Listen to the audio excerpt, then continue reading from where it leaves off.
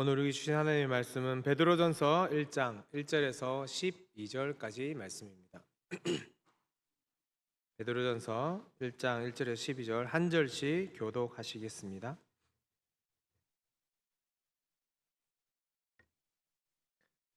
신약성경 377페이지입니다. 1절입니다. 예수 그리스도의 사도 베드로는 본도, 갈라디아, 갑바도기아, 아시아와 비두니아에 흩어진 나그네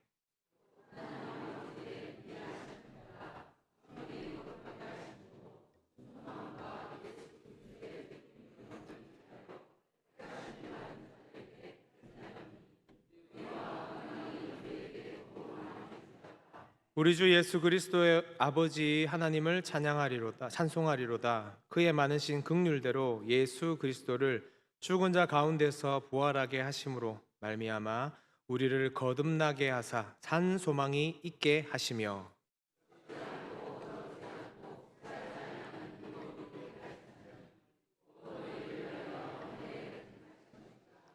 너희는 말세에 나타나기로 예비하신 구원을 얻기 위하여 믿음으로 말미암아 하나님의 능력으로 보호하심을 받았느니라.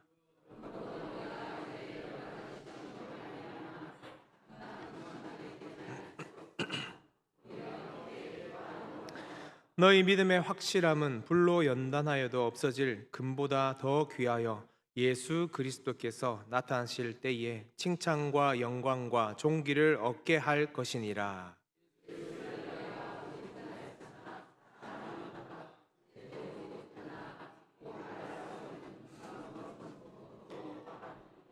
믿음의 결국 곧 영혼의 구원을 받음이라.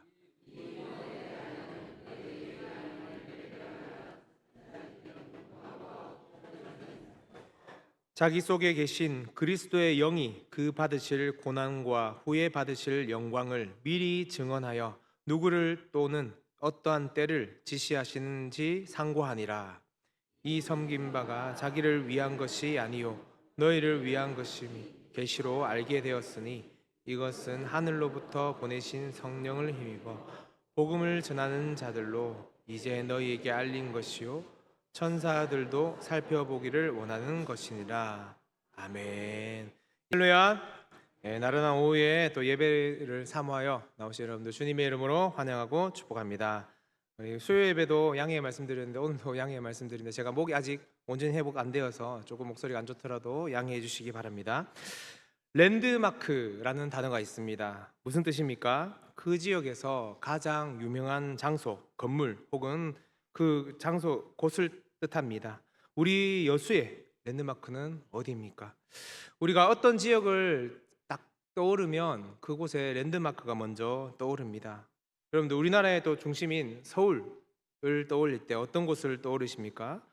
서울이 이제 우리나라의 수도이다 보니까 아마도 떠오르는 곳이 많을 것입니다. 뭐 경복궁, 남산타워, 한강, 예전에는 이제 63빌딩, 요즘에는 롯데타워 혹은 인사동, 뭐 서울역 등등. 학생들에게는 또 수학여행 때 자주 가는 또 뭐 서울랜드나 롯데월드가 될 것입니다. 요즘엔 또 여의도 더현대나 또 성수동 아마 들어보셨을 것입니다. 그러면 여수는 다른 지역 사람들이 여수를 생각할 때 어떤 것을 떠올리겠습니까? 여수도 우리가 관광지로서 또 많은 랜드마크가 있습니다. 엑스포, 오동도, 이수신광장, 돌산, 개도 등 여러 곳이 될 수 있을 것입니다. 그런데 기독교인이라면 여수를 생각했을 때 저도 이제 여수에 오기 전에는 여수 하면 딱 떠오르는 곳이 있었습니다. 어디를 우리가 생각할 수 있습니까? 애양원을 뽑을 수 있습니다. 손양원 목사님의 그 사랑을 통해 이 여수 땅에 놀라운 복음화요를 이루게 한 그 은혜가 가득한 그 손양원 목사님의 길이는 그리고 실제로 거기서 섬기셨던 그곳 애양원. 여수에 처음 와서 놀랐던 것이 서울에도 교회가 다른 지역들보다 훨씬 많습니다. 길거리를 밤에 돌아다니며 십자가도 많이 보이고 곳곳에 마을마다 지역마다 교회가 많다고 느꼈었는데 여수에 오보니 서울과는 비교되지 않을 만큼 교회가 많이 세워졌고 복음화율도 다른 지역보다 정말 다른 지역이 넘볼 수도 없는 복음화율을 이뤘던 적도 있다고 들었습니다. 이 하나님의 은혜와 복음이 가득한 우리 여수 땅, 그러면 이 우리 여수의 이 미평동의 랜드마크는 어딜까요? 예, 맞습니다. 자, 우리 수덕로교회라고 대답 못하신 분은 회개하시기 바랍니다. 마찬가지로 영화와 이 드라마의 그 어떤 랜드마크가, 지역에는 랜드마크가 있다면 드라마나 영화에서는 주인공이 있습니다. 이 영화의 중심 인물로서 그 사람을 중심으로 이루어지는 이야기가 흘러가는 그러한 것입니다. 그래서 주인공이 너무나 중요합니다. 특별히 어떤 영화나 드라마에 주인공이 잘 캐스팅되어야 성공을 하게 되기 때문입니다. 또 비슷한 의미로 마스코트라는 단어도 있습니다. 어떤 단체의 상징 같은 것을 마스코트라고 할 수 있습니다. 우리 한 번 더 질문을 드려보면, 그러면 우리 교회의 마스코트는 누구입니까? 서툰 대답이었나요? 예, 당연히 이제 우리 교회는 하나님이시고 예수님이 그리고 성령님이 마스코트가 되십니다. 물론 그거 하나님 빼고 다음은 누구실까요? 아, 예, 감사합니다. 우리 지금 안 계신, 안타깝게도 출타하셨지만 우리 담임 목사님이 또 우리 수정로교회 지금 마스코트라고 할 수 있습니다. 왜 그렇습니까? 교회라고 했을 때 그 교회가 예배를 드리고 하나님의 말씀이 선포되어야 하는데, 우리 담임 목사님을 통해서 우리 수정로교회에 주시는 말씀이 있고 우리 성도님들에게 주시는 말씀을 담임 목사님을 통해서 하나님께서 우리에게 주시기 때문에, 담임 목사님의 목회와 설교가 있기 때문에 우리 수정로교회의 마스코트는 담임 목사님이시다라고 할 수도 있습니다. 그러나 또한 우리 여러분들, 제가 방금 물어봤을 때 저요라고 대답해 하시고 싶으신 분들이 많이 있을 줄 압니다. 저와 여러분도, 여기 성도님들 여러분도 이 수정로교회의 마스코트이십니다. 왜냐하면 여러분들이 가는 곳곳에서 우리 수정로교회를 대표하는 성도님이시기 때문입니다. 어디에 어느 장소든 성도님 여러분들은 수정로교회를 대표하시기 때문에 여러분들은 수정로교회의 마스코트시고, 마스코트로서 또 수정로교회를 잘 보여주고 소문을 잘 내고 복음을 전할 수 있기 바랍니다. 그래서 우리 주변의 모든 사람들에게 우리는 믿음의 삶, 그것을 삶을 통해 믿음을 보여줘야 합니다. 우리를 통해 하나님을, 우리 교회를, 우리 주변의 사람들이 우리를 통해 바라보기 때문입니다. 그래서 우리는 그리스도의 삶, 믿음의 삶을 날마다 하나님의, 우리 수정로교회의 마스코트로서 살아간다는 것을 꼭 기억하고 나아가야 합니다. 할렐루야. 우리의 믿음과 삶을 통해 하나님 나라가 세워지고 전파된다는 것을 꼭 기억하시고 하나님의 백성, 자녀로 살아가는 저와 여러분이 되시기를 주님의 이름으로 축복합니다. 자, 그러면 신약 성경이라고 하면 주인공이 누구입니까? 주인공을 누구로 떠올릴 수 있겠습니까? 신약 성경의 마스코트라고 하면 누구를 떠올릴 수 있겠습니까? 자, 우리 다 같이 한번 말씀해 보겠습니다. 시작. 예, 당연히 누구도 부인할 수 없는 주인공은 예수님이십니다. 그러면 우리 예수님, 하나님, 성령님, 성부, 성자, 성령님 빼고 그다음 인물이라면 주인공은 신약 성경 딱 했을 때 최고의 조연이라 하면 누구를 떠올 수 있겠습니까? 자, 한번 답해 보겠습니다. 시작. 아, 예, 맞습니다. 제가 오늘 성경 본문 베드로전서를 했는데 바울이라 대답해 주시면 감사합니다. 자, 원하는 대답이긴 했습니다. 왜냐하면 바울은 신약 성경과 뗄래야 뗄 수 없는 최고의 조연은 사실이기 때문입니다. 왜 그렇습니까? 신약 성경의 그 사복음서와 요한계시록을 빼면 거의 대부분의 이 신약 성경 말씀을 바울 사도가 기록했기 때문입니다. 특별히 선교라고 할 수 있는 이 핵심 사역들이 이 바울 사도를 중심으로 기록되고 이루어졌기 때문에 최고의 조연이 바로 바울 사도라고 할 수 있습니다. 그래서 우리 성도님들이 베드로는 그러면 어떤가라고 생각했을 때, 신약 성경 딱 떠올렸을 때 사복음서나 예수님의 제자라고 떠올렸을 때는 베드로라고 생각하기 쉽겠지만 신약 성경 전체로 봤을 때는 쉽게 떠올릴 수는 없을 것입니다. 왜 그렇죠? 분명히 예수님의 수제자, 첫 번째 제일 가는 제자였지만 예수님을 배신하기도 했고 뭔가 성격이 급해 보이기도 하고 불완전한 모습들을 많이 보여주었기 때문입니다. 또한 성경 말씀도 베드로 전후서 2권밖에 쓰지 않았고 무엇보다 복음이 폭발적으로 퍼져 나갈 때 이 바울과 실라처럼 그 지역 곳곳을 다니면서 복음을 전한 것이 아니고 한 곳에서 혹은 주변에서 크게 쓰임을 받지 않은 것처럼 보이기 때문입니다. 그러나 사실 베드로는 바울의 버금가는, 아니 바울보다 먼저 하나님께 크게 쓰임 받은 인물이라는 것을 우리는 생각해야 합니다. 왜 그렇습니까? 베드로라는 인물을 살펴보면 그렇습니다. 베드로는 어디에서 살고 있었습니까? 갈릴리 북쪽 베세다에서 어부를 하던 사람이었습니다. 이 베세다는 예수님께서 기적을 일으켜서 맹인을 고쳐 주었는데, 사람들이, 그 베세다 사람들이 믿음을 가지지 않음으로 인해서 가버나움, 고라신과 함께 이 소돔과 고모라처럼 예전에 있었더라면 소돔과 고모라도 해결했을 건데 라는 책망을 듣던 지역이었습니다. 그곳 출신이 베드로입니다. 이 베드로는 그곳에서 어부로 살고 있었습니다. 그리고 오늘 베드로에 대해서 우리 신약 성경을 살펴보면 이미 결혼도 했기 때문에 장모에 대한 이야기도 나오는데, 이 사역을 하면서 결혼했기 때문에 또 자기 부인과 함께 이 사역을 하면서 돌아다녔습니다. 고린도전서 9장 5절에 보면 이런 말씀이 있습니다. 우리가 다른 사도들과 주의 형제들과 게바와 같이 믿음의 자매된 아내를 데리고 다닐 권리가 없겠느냐라는 말씀을 보면 아마도 사역을 하면서 그 부인과 함께 사역을 했던 것 같습니다.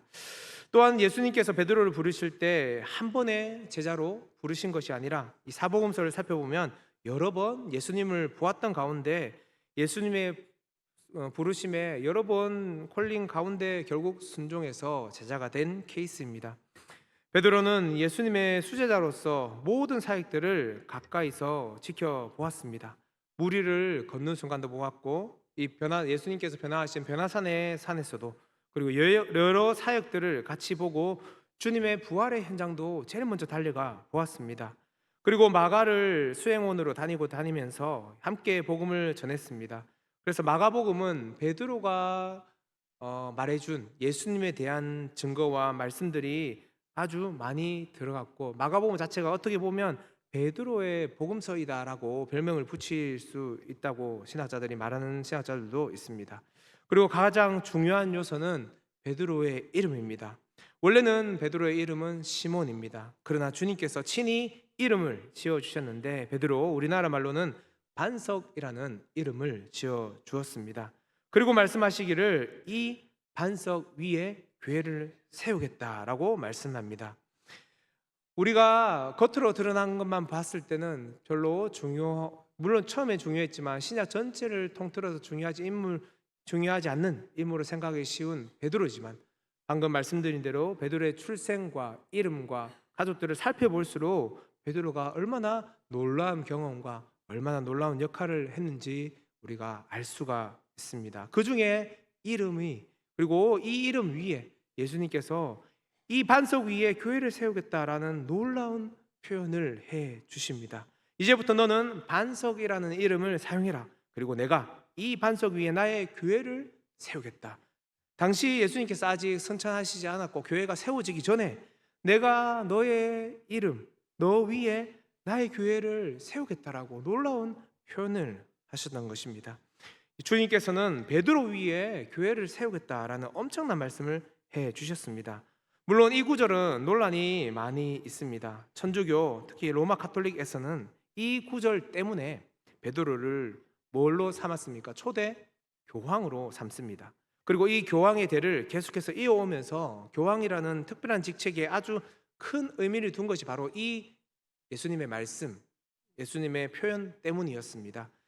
물론 이렇게 해석하는 것은 우리가 말이 안 되었기 때문에 종교개혁을 했고 우리가 개신교가 나오게 되었습니다. 전통적으로 로마 카톨릭에서는 원래 그렇게 해석해 왔으니까, 원래 그런 직책이 있었으니까 라고 생각하면서 스스로를 돌아보지 않고 그대로 계속 해석을 해오다 보니까 이 구절이 뭐가 잘못된지를 살펴볼 생각조차 않고 지금까지 이어온 것이 천주교 로마 카톨릭입니다.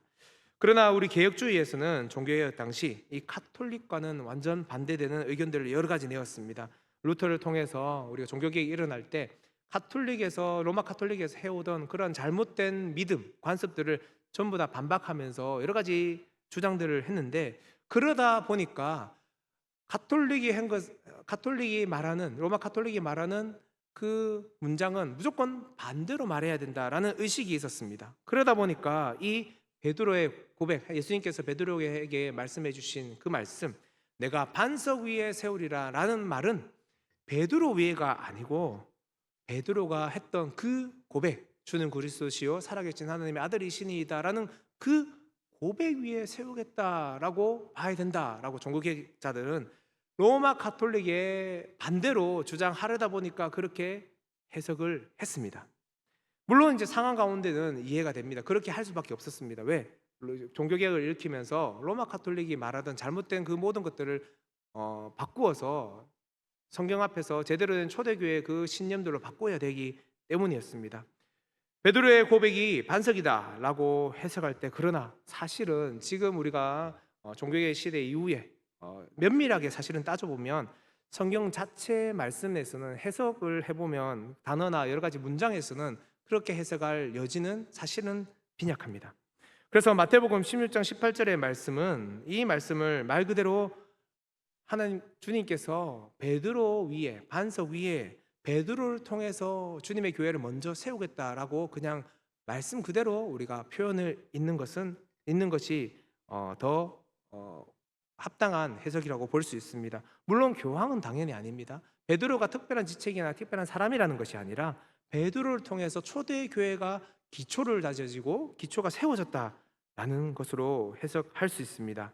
왜냐하면 정말 베드로는 초대 교회를, 바울이 아직 회심하기 직전에 한참 전에 초대 교회가 세워지는데 너무나 큰, 그리고 가장 중요한 역할들을 해 왔기 때문입니다.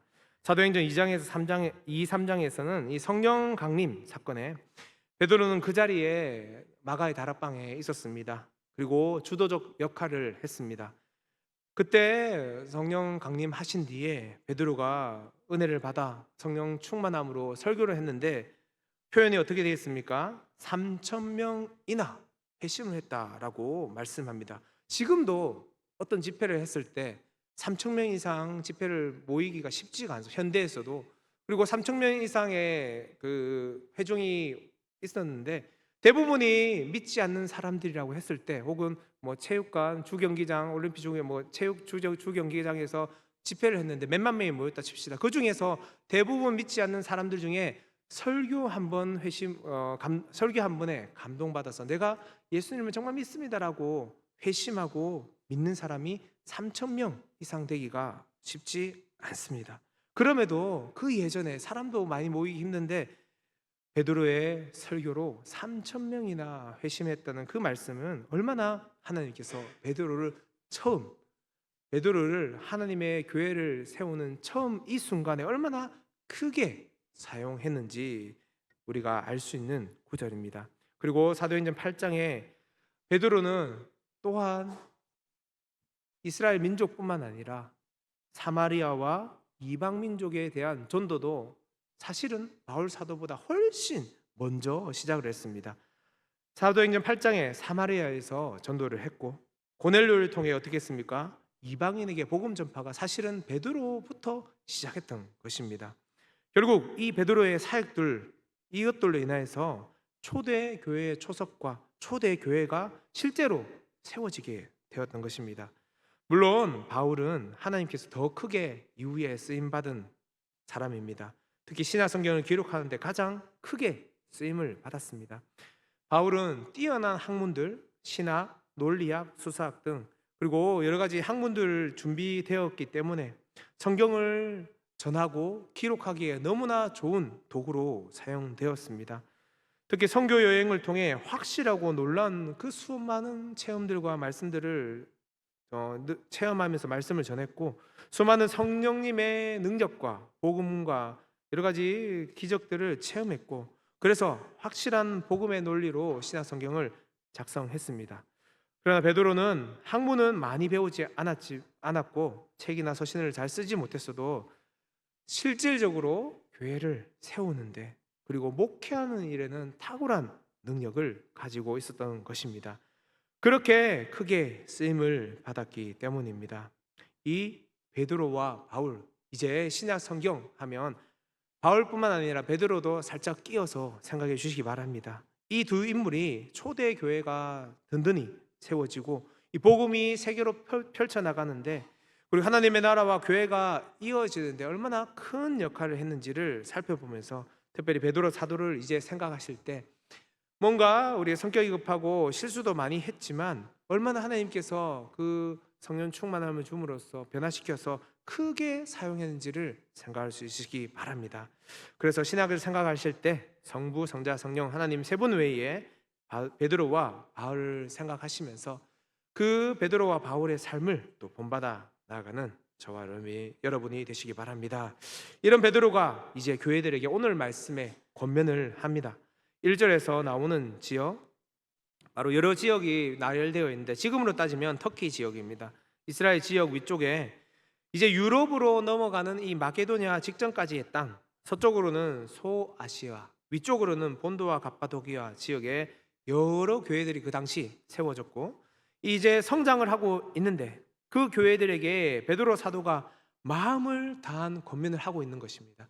초대 교회가 세워지고 그 교회를 세우고 복음을 전하는데 큰 역할을 했던 베드로가 이제 자신의 마음을 다한 권면을 이 지역에 있는 교회들에게 오늘 베드로 전후서를 통해서 보내고 있는 것입니다. 1절과 2절 말씀에 이렇게 인사합니다. 인사의 말씀을 합니다. 그런데 이 인사 자체가 얼마나 큰 복음인지 모릅니다.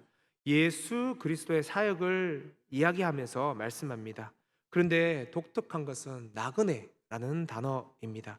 나그네라는 호칭이 나옵니다. 나그네가 무엇입니까? 집을 떠나 잠시 머무르며 여행하는 자들을 우리는 나그네라고 합니다. 그리스도인들이 이제 나그네이다라고 베드로 사도가 말합니다. 무슨 말씀입니까?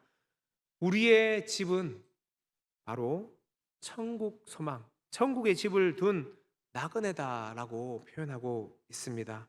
그런데 이렇게 베드로 사도가 표현한 데는 특별한 이유가 있습니다. 나그네는 그 지역에 단순히 여행만 다닌다고 하는 것이 아니라 나그네는 그 지역의 원주민들과 어울리지 않습니다. 아니, 그렇게 할 수가 없습니다. 문화가 다르고 삶이 다르기 때문입니다. 마찬가지로 우리 그리스도인들은 세상 사람들과 다릅니다. 믿음을 가졌고 생활 지침과 우리의 가치관이 세상 사람들과 달리 우리는 나그네 삶을 살아갑니다. 그래서 이 원주민들, 세상 사람들은 나그네를 생각과 가치관과 여러 가지 문화가 다르기 때문에 나그네를 핍박할 수밖에 없습니다. 어떻게 해요? 자신들과 똑같이 행동하고 말하고 살지 않는다고, 자기들이 짓는 그 죄를 똑같이 짓지 않는다고, 자기들이 가진 믿음을 우상숭배를 하지 않는다고 핍박 아닌 핍박을 할 수밖에 없다는 것입니다. 자신들과 같은 삶을 살지 않는다고, 자신들과 같은 일을 하지 않는다고 나그네를 공격하고 괴롭힙니다. 우리 그리스도인들의 삶이 그렇습니다. 믿음을 가지고 있다는 것 때문에 우리는 세상 사람들로부터 시기, 질투, 고난, 핍박을 받습니다. 그들과 다르기 때문입니다. 그들의 사고방식, 그들의 가치관, 그들의 행동 방식과 우리는 다르게 살아가기 때문에 우리는 세상 사람들로부터 핍박을 받을 수밖에 없는 그러한 나그네다라고 말씀하고 있습니다. 여러분들의 삶은 어떻습니까? 믿음을 가졌다는 이유로, 교회를 다닌다는 이유로, 믿음을 가지고 선한 양심으로 살아간다는 이유로 여러 주변의 사람들로부터, 세상 사람들로부터 여러 가지 공격과 핍박과 그리고 그들로부터 손해를 보고 있지 않으십니까? 그럴 때마다 이 말씀들을 기억하시기 바랍니다. 원래 우리는 이 땅에서 나그네입니다. 원래 우리는 세상 사람들, 믿지 않는 사람들과는 다른 사람이기 때문에 그들이 우리를 미워하고 우리를 싫어하고 우리에게 불이익을 주는 것이 당연하다라는 것을 기억하시기 바랍니다. 그러나 그 당연한 것이 하나님께서 보실 때는 얼마나 기특하시고 얼마나 기뻐하신지 모른다는 것을 기억하시기 바랍니다. 이 나그네의 삶을 우리가 기억하고 우리의 집은 결국 저 천국이 우리의 집이다라는 것을 기억하시기 바랍니다. 그럴 때 우리는 3절 말씀에서처럼 산 소망을 가지고 살아갈 수 있습니다. 산 소망. 우리에게 무엇이 산 소망입니까? 말 그대로 살아있는 소망. 헬라 원어에 따르면 이 소망이 한 번 주어지고 끝나는 것이 아니라 천국에 갈 때까지, 주님께서 다시 오실 때까지 날마다 매일매일 주어지는 소망이 바로 살아있는 소망, 산 소망이라는 것입니다. 주님께서 약 2000년 전에 십자가에 달리셔서 죽으셨다가 부활하신 그 사건만이 우리에게 산 소망이 되는 것이 아니라, 그 사건을 시작으로 지금도 저와 여러분의 삶에서도, 삶 가운데 주님 곁으로 갈 때까지 날마다 주어지는 소망, 그것이 바로 산 소망이라는 것입니다. 왜냐하면 지금도 우리 주님께서는 살아계셔서, 예전에 십자가에 달리시고 죽으셨다가 부활하셔서 승천하신 뒤로 우리 곁에 없으신 분이 아니라 지금도 살아계셔서 우리와 함께 하시고 우리를 지켜 보호해 주시고 저 천국 본향으로 갈 때까지 은혜와 긍휼을 날마다 주시기 때문에 우리에게는 날마다 산 소망이 있습니다. 이런 소망이 있으십니까? 확신 가운데 나아가시기 바랍니다. 우리에게는 산 소망이 있습니다. 그리고 이 산 소망으로 인해 우리는 하루하루를 이겨내고 그리스도인으로서 제대로 살아갈 수 있습니다. 산 소망을 안고 그리스도인으로서 제대로 살아가시는 저와 여러분 되시기를 주님의 이름으로 축복합니다. 그러면 산 소망의 반대말은 무엇이겠습니까? 죽은 소망이겠습니까? 예전에 유행했던 넌센스 퀴즈가 있습니다. 혹 아시는 분들이 많으실 것 같습니다. 산토끼 아십니까? 산토끼 토끼 할 때 산토끼의 반대말은 무엇입니까? 예. 어제 이제 중고등부 애들 데리고 레크레이션 하면서 제가 질문을 냈는데 우리 부장 지사님께서 애들이 답을 못하니까 부장님께서 선뜻 답을 많이 해주셨는데, 자, 5개가 있습니다. 예전에 그 IQ별로 뭐 이 답을 하면 IQ 뭐 150이다 130이다 하면서 우리 농담처럼 했는데 뭐가 있죠? 예, 여러 가지가 있습니다. 죽은 토끼, 살아있는 토끼 말고 죽은 토끼, 그리고 산에 있는 토끼 말고 집에 있는 집토끼, 그리고 돈을 주고 샀다 했을 때 산 토끼 아니고 파른 토끼, 판토끼, 그리고 산이 아니라 바다에 있다 바다 토끼, 혹은 산성 알칼리성 할 때 알칼리 토끼, 그리고 말 그대로 산토끼 반대말 키토산, 그 순서를 바꿔가지고 등등 여러 가지 말이 있습니다. 그런데 반대말은 뭐라고요? 산소망의 반대말은 뭘까요? 죽은 소망은 아니라는 것입니다. 오히려 산소망의 반대말은 다른 소망. 누구의 소망? 세상 사람들은 우리가 가진 산소망과는 다른 소망을 가지고 있습니다. 무엇이죠? 우상 숭배를, 세상이 그 세상 공중권세 잡은 자가 좋아하는 그러한 소망을 가지고 가는 것이 바로 우리가 가진 산 소망과는 반대말이라는 것입니다. 세상 사람들의 소망은 결국 멸망으로 치닫는 소망이기 때문에 산 소망이 아니라 다른 소망으로 살아갑니다. 세상 사람들의 핵심 가치인 성공, 좋은 집, 많은 재산, 그리고 그로 인해 오는 평안함과 즐거움을 추구하는 그러한 삶, 그러한 소망을 가지고 세상 사람들은 지금도 아등바등 거리면서 하루하루를 살아가고 있습니다.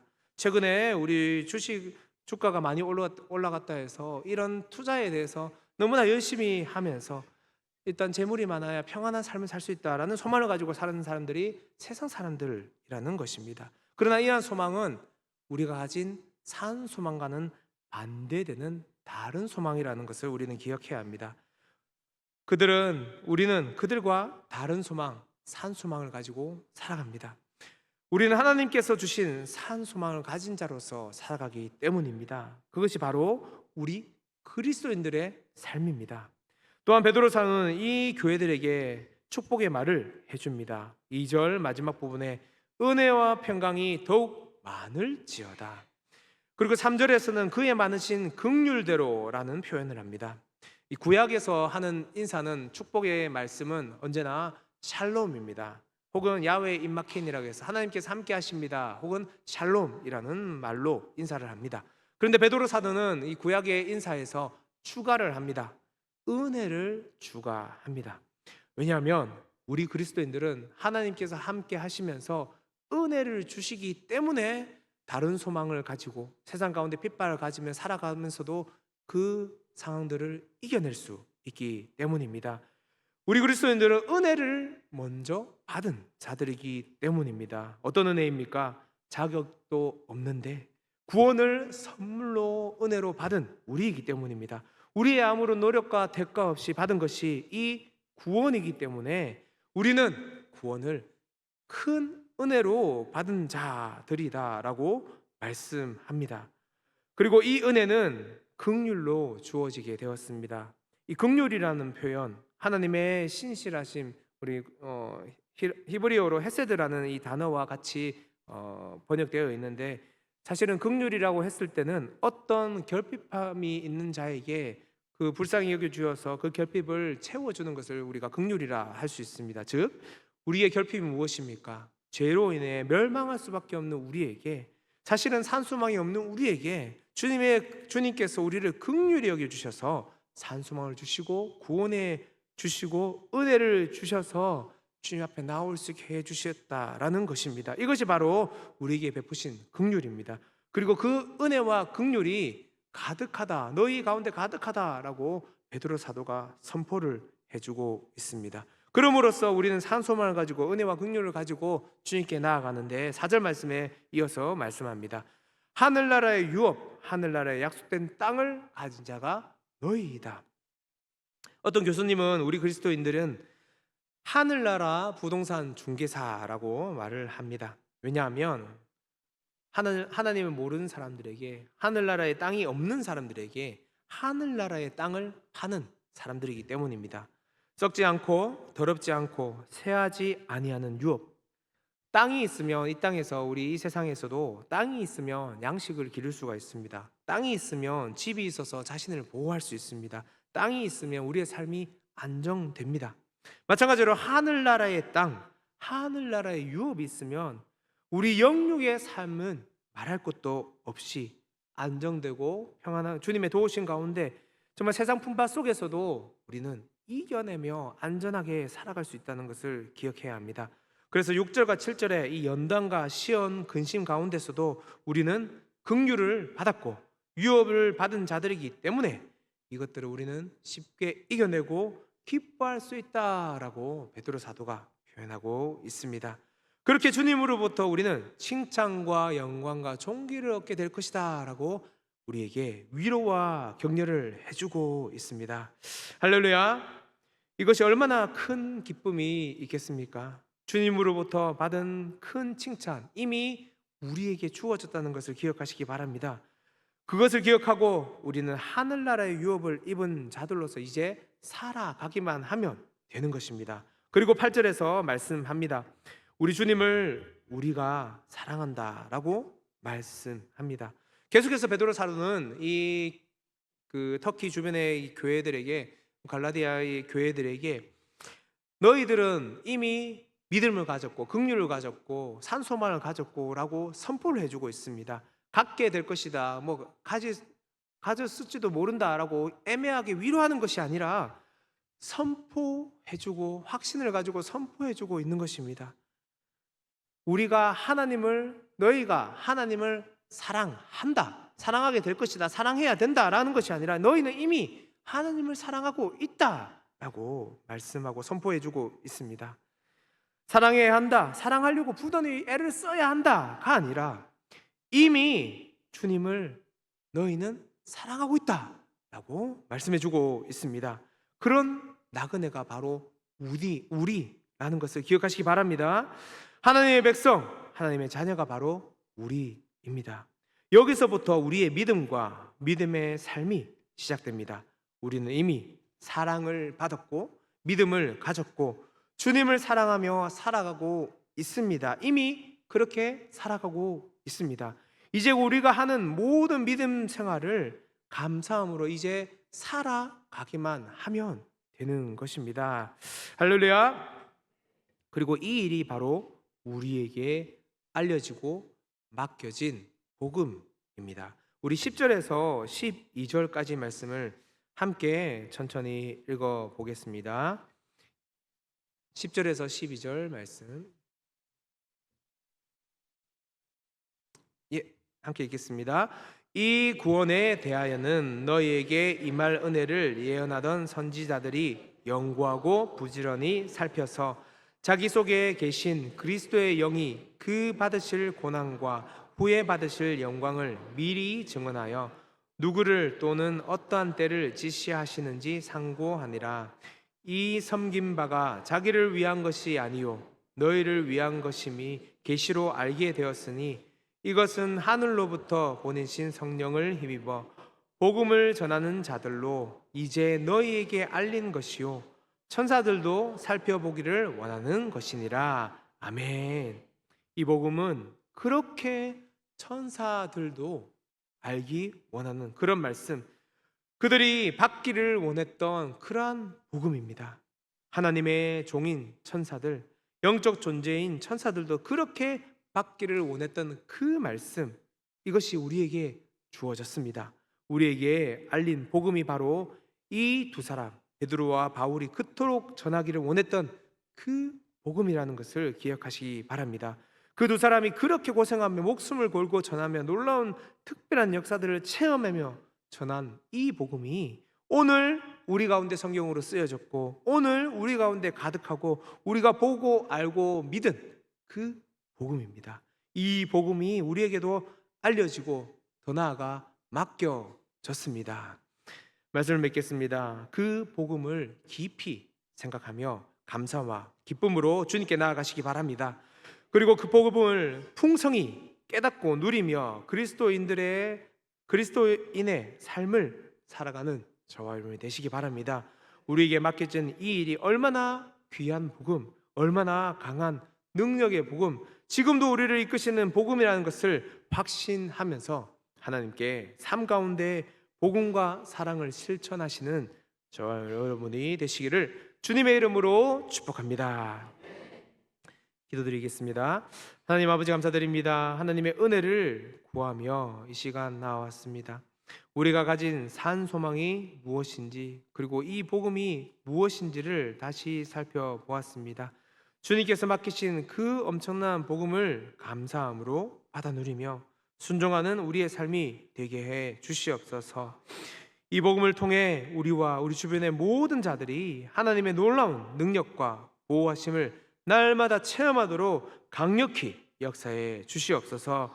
이제 한 주간 살아갈 때 주님의 은혜로 날마다 승리하며 기쁨 가운데 살아가도록 함께해 주시옵소서. 모든 것 감사드리오며 우리 주 예수님의 이름으로 기도드립니다. 아멘.